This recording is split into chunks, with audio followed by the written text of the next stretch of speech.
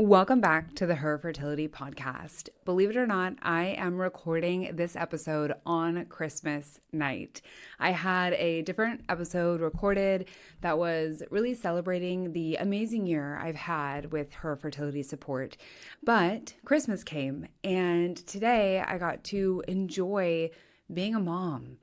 And I thought about all of my amazing clients that I worked with this year who are pregnant or delivered a baby this year. And then I thought about all of the listeners of this podcast who don't have that yet. And the episode that I had scheduled, while it is, of course, worth celebrating, what's more important to me in this moment is that you have the information you need before going into 2026.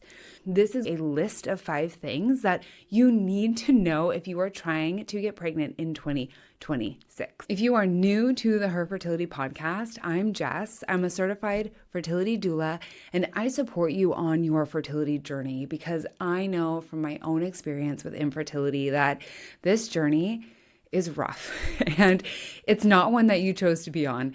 And it has become my mission to support others through that experience because, one, it is easier when you're supported, but also we know that your chances of conception increase when you feel supported. So it's a win-win, and it is my mission to support you in that. So if we are not already connected, please come find me on social media, anywhere, at herfertility.support. I am there, and I am ready to support you. So let's jump into it. If you are ready to get pregnant in 2026, something that you need to be aware of is both insurance coverage and access to care in your state.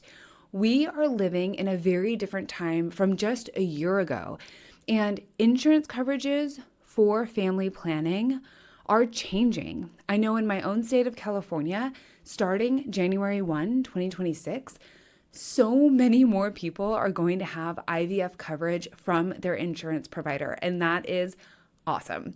Now, it depends, of course, on your employer, the size of the company. There's a lot of nuances to the law. But regardless of what state you live in, you want to check on any updates. You can do this directly with your employer by checking in with your HR department, whoever's in charge of your insurance, but see if there's any updates to the coverage as of January 1 to see if you have anything covered that maybe wasn't covered last year. The second part to this is access to care by state. As we know, care, especially in women's health care, has changed drastically in the last year. And depending on the state that you live in, you have access to different types of care, especially when it comes to fertility and fertility health. Why it's important to know what you have access to is because every fertility journey is different, every pregnancy is different, and you need to be aware of what you do and do not have access to where you live. This is truly a moment where you need to equip yourself with knowledge. Knowledge is power, and the more you know, the more you will have power if you do need to use different types of care, right? And to me, this is number one for a reason. Check your insurance coverage and check the access you have to healthcare in your state because major changes have happened and a lot of things go into effect January 1. Now, the second thing that should definitely be on your radar, regardless of where you're at on your fertility journey and truly at any fertile age, is egg freezing. Now, we did a podcast episode on egg freezing with Dr. Nopkin, and it was incredible. If you haven't listened to that episode and you want to learn more about egg freezing, then go back and listen to it. And it's important now more than ever because egg freezing technology, success rates, all of the things have really advanced in the last few years. And egg freezing is kind of like insurance for your fertility health. If you can freeze your eggs at any point, those eggs can become something that you use in the future potentially. You don't have to use them, but you will have them as an option, and it's something that can give you more options on your fertility journey. So if you haven't looked into egg freezing, if you don't know whether it's covered under your insurance or not, look into it and seriously consider freezing your eggs. And if you have questions about it, please reach out to me. I'm happy to answer from what I know or point you in the direction of somebody who can give you more information to help you have the most informed decision possible around freezing your eggs. And yes, you can also freeze sperm. Now, the third most important thing that you need to know if you are trying to get pregnant in 2026 is for the male partner. If the male partner is going to have a semen analysis in 2026, which I am pro semen analysis multiple times on your fertility journey because semen health changes. But if you are having at least one sperm analysis, you must ask whoever's doing the analysis if they provide DNA fragmentation. So DNA fragmentation should be on your radar. And if you are having your semen analyzed in 2026, I would highly encourage you to get a DNA fragmentation also. It is a newer technology that can give you more data about the health of your sperm. And I don't know how to drive this point home enough because not all clinics are doing DNA fragmentation, and you can still do it on your own through a company like Legacy, who I'm a huge fan of. They're an at-home sperm analysis kit. They do DNA fragmentation. So if your clinic is not doing it, then do it on your own because you will get so much better data. And I worked with multiple couples last year in 2025 who had normal sperm reports. Their sperm came back totally normal, but when they did a DNA fragmentation, that's where they found deeper problems with the sperm. I'm a huge fan of it. I am a big fan of the more data we can gather on your body, the better. And this is just a new level to understanding sperm health. So the third thing that I'm shouting from the rooftops for 2026 is DNA fragmentation. So you're going to check your insurance coverage and the access you have to care by state. You are going to look into egg freezing, regardless of where you're at on your journey. And you're going to look into DNA fragmentation. And the fourth thing that is essential, this should probably be number one, but somehow it fell to number 4, is supporting yourself on your fertility journey. 2026 is the year where you are going to support yourself. And if you try something and it doesn't work for you, you're going to try a different thing. The fertility landscape looks so much different now than it did even 3 years ago. And there are so many beautiful ways to support yourself. Whether you are working with someone like me, where we are doing a one-on-one type of support that's very personalized and held, or I have a free support group, and there are many support groups out there that are virtual. There's some that are in person.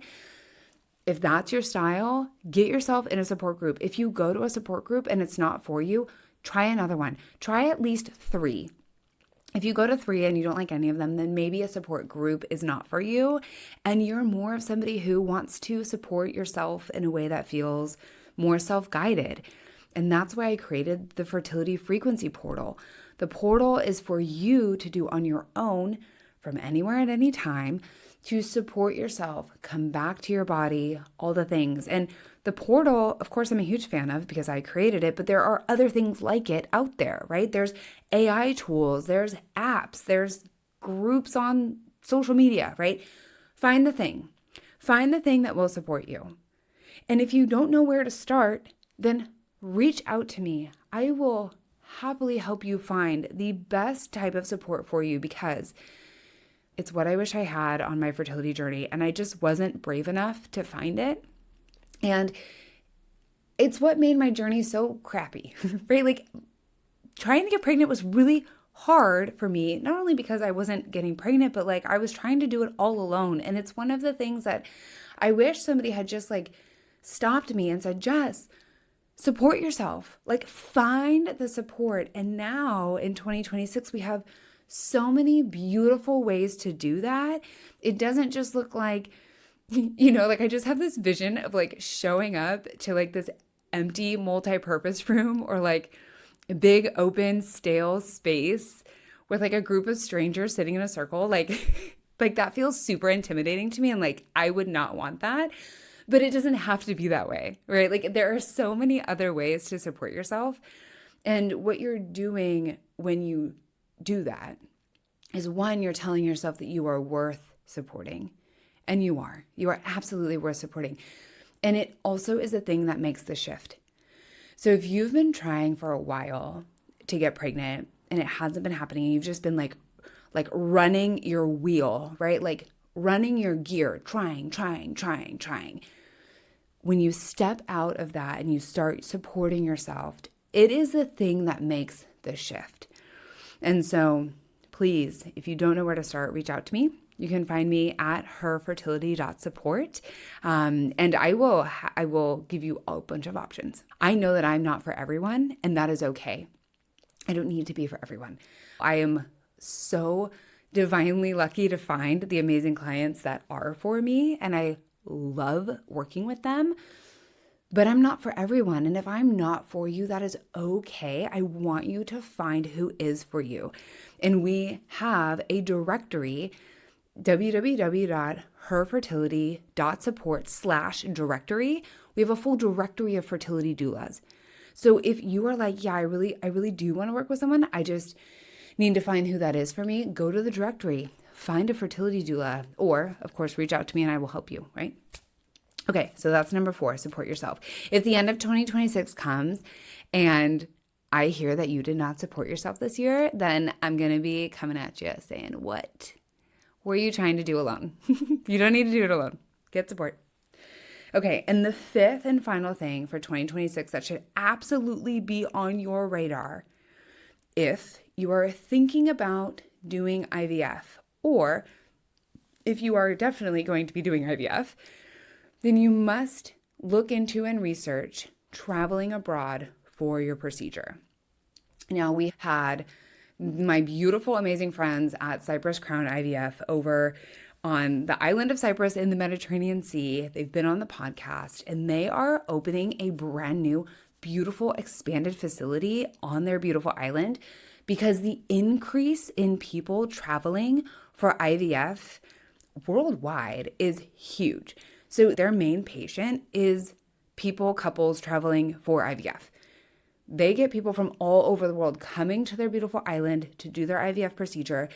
And it just makes so much sense for so many couples. And this is true for my friends at Cyprus Crown, but it's also true for other clinics worldwide. So I encourage you to do your research and look into traveling for IVF, because oftentimes it's a lot less expensive.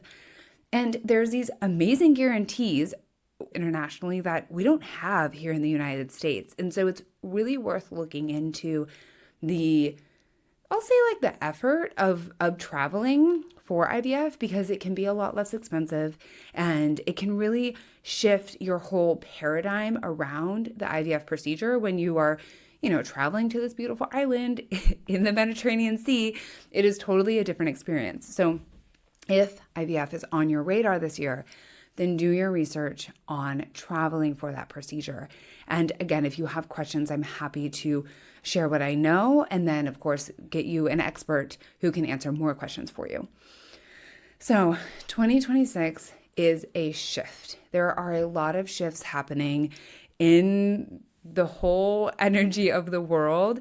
And if you are ready to get pregnant, stay pregnant, and really step into this beautiful year, then these 5 things are a must for your year. And if you know someone who might be trying in 2026, then share this episode with them so that they don't waste any precious time on their fertility journey. And on my last note, I do want to say Happy New Year, and thank you so deeply for listening to this podcast. And I am overjoyed with the amazing growth we've had this year and the amazing lives that we've been able to support at Her Fertility. And I am beyond excited to continue doing that support in 2026. So there are 3 different ways I can support you, whether it's through the Fertility Support Circle, one-on-one as your fertility doula, or through my new beautiful fertility frequency portal. All 3 of those options will be available all through 2026, and I am so excited to be your resource and your hub for your fertility journey. Happy New Year. Thank you for listening to this episode of the Her Fertility Podcast. If you are looking for support on your fertility journey, I have a bunch of resources for you, from my free fertility support circle to my low-cost fertility frequency portal. There are options for everyone here at Her Fertility Support. And of course, I work one-on-one with people on their fertility journey as well. So if you are looking for any type of support, whether it be in a group, one-on-one, or on your own, you can find it in the show notes below.